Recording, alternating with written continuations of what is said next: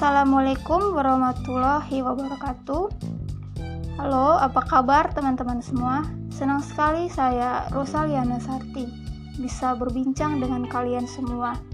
Kenalin, ini adalah podcast pertama dari kami, mahasiswa TBD 7. Di sini kita bakal ngomongin banyak hal seputar prodi teknologi bank darah. Nah, salah satu yang akan kita bahas adalah mengenai edukasi donor darah dan kesehatan. Untuk membahas itu semua, kita sudah menghadirkan dua mahasiswi teknologi bank darah Stikes Gunabangsa Yogyakarta sebagai narasumber kita. Baiklah, kita langsung kenalan aja sama narasumber kita. Halo, saya Winda Septiana, mahasiswi Teknologi Bank Darah Angkatan 2021 Stikes Gunabangsa Yogyakarta. Salam kenal semuanya. Halo, saya Margareta Rere, mahasiswa Teknologi Bank Darah Angkatan 2021 Stikes Gunabangsa Yogyakarta. Salam kenal semuanya. Nah, karena udah kenal, kita lanjut ke topik utama kita, yaitu membahas mengenai edukasi donor darah dan kesehatan. Baiklah, kita akan masuk ke topik pembahasan kita.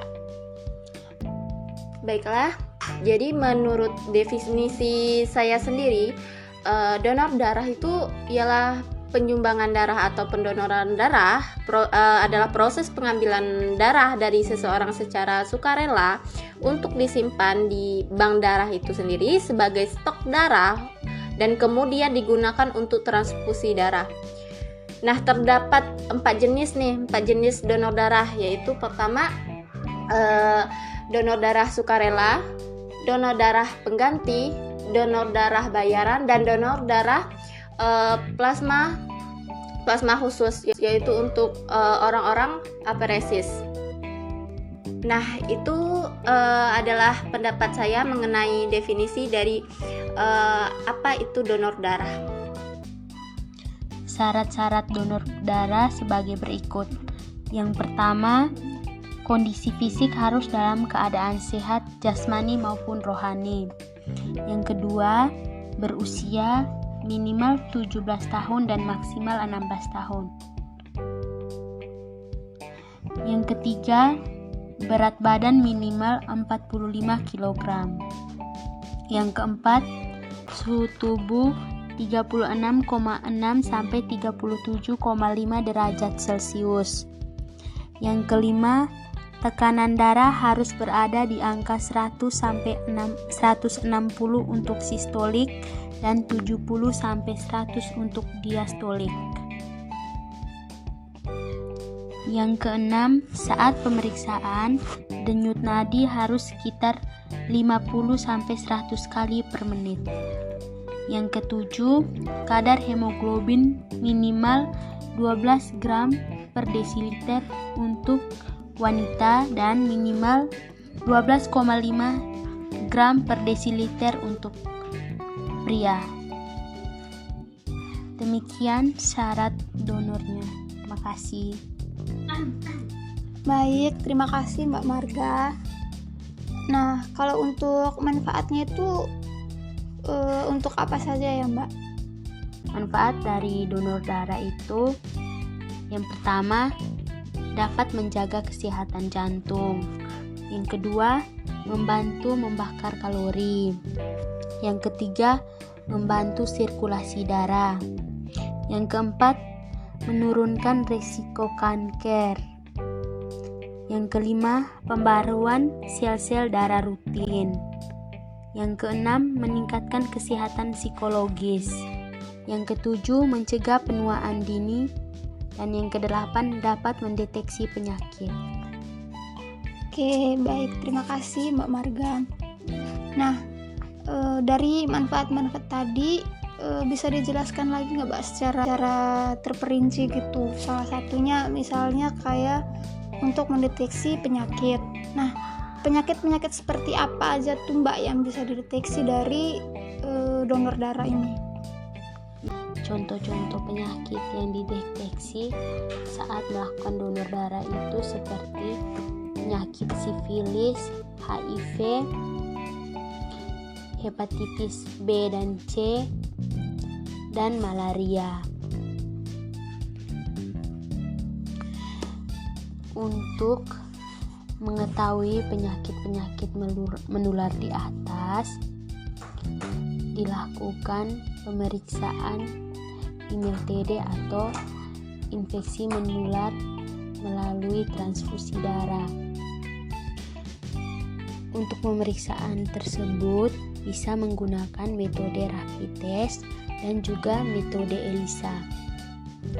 Mengenai kasus-kasus yang mungkin sering terjadi saat kegiatan donor darah itu apa-apa aja ya Mbak? Bisa dijelaskan lagi nggak? Kasus-kasus tadi yang sering ditemui saat kegiatan donor darah ialah seperti kasus misalnya ada orang yang baru saja mencabut gigi tetapi besoknya ia langsung datang ke tempat kegiatan donor darah. Nah, itu dari teknisi tidak harus memberikan edukasi dan dengan cara baik dan meminta untuk si pendonor yang mencabut giginya kemarin itu untuk datang 1 minggu lagi. Lalu kasus lainnya yang dihadapi ialah seperti kasus misalnya ada ini umumnya terjadi di perempuan, yaitu gadis yang misalnya menstruasi. Nah, itu kadar HB-nya turun. Oleh karena HB-nya turun, misalnya HB dari syarat dari pendonor ialah 12,5 dan misalnya menstruasi nilai HB-nya turun, maka tidak diperbolehkan untuk donor darah terlebih dahulu. Nah, kasus lainnya yaitu seperti ibu yang sedang hamil itu tidak boleh mendonorkan darah. Selanjutnya memiliki tekanan darah tinggi, sedang demam atau flu, berat badan kurang dari 50 kg, kadar gula darah tinggi, mengonsumsi antibiotik, mengalami gangguan fungsi jantung, dan terkena infeksi menular seksual, dan banyak lagi faktor-faktor dan orang-orang yang tidak boleh mendonorkan darahnya. Begitu, Mbak. Baik, terima kasih banyak untuk Mbak Winda dan Mbak Marga atas penjelasan yang diberikan mengenai donor darah. Nah, sekian obrolan dari kita. Semoga apa yang kami sampaikan bisa bermanfaat untuk teman-teman semua dan teman-teman bisa lebih memahami tentang apa itu donor darah, manfaat, serta syarat-syarat. Dan semoga dari obrolan kami ini teman-teman dapat termotivasi dan tertarik untuk mendonorkan darahnya, karena setetes darah Anda bisa menyelamatkan nyawa orang. Sekian dan terima kasih. Jangan lupa like, subscribe, dan komen. Bye-bye.